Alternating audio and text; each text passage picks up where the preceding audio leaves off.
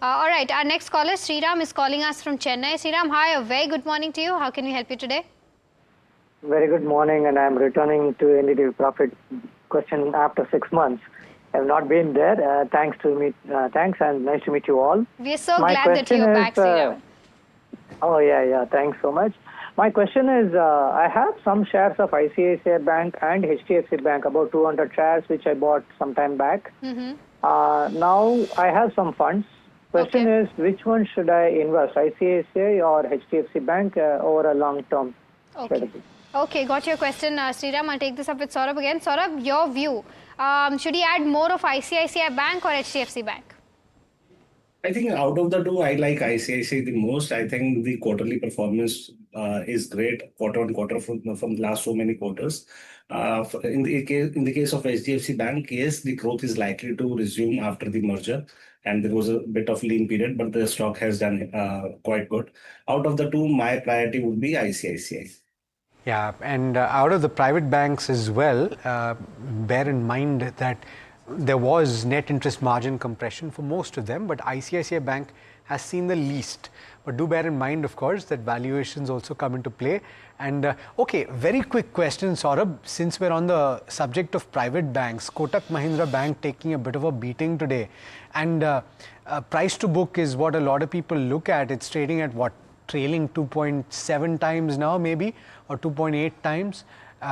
Compared with historical valuations, it's very attractive. Do you think that it can bounce back, and would you bottom fish, if at all?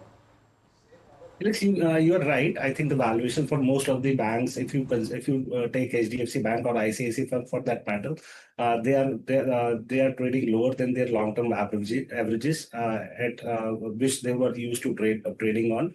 I think the market is more the investors are more likely to see the interest is where the growth is, where is the balance sheet is doing great.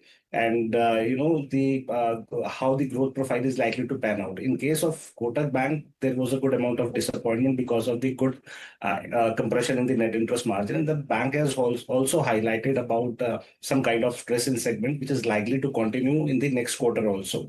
So, in my opinion, I think it is better to avoid as of now, only because of the valuation. It is not justified to buy Kotak.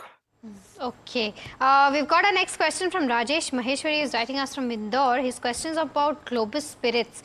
He's got 125 odd shares at an average price of 1197 and wants to know, from a shorter term outlook, what's the maximum level it can touch? Ajit, he's not defined short term for me, but let's say from a 6 months perspective, what are the charts indicating?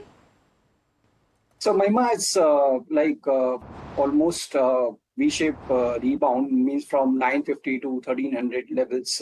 We are very close to that mark. And in the past two instances, from last almost 3 years, the stock failed to cross this hurdle around 1350, 1370 area.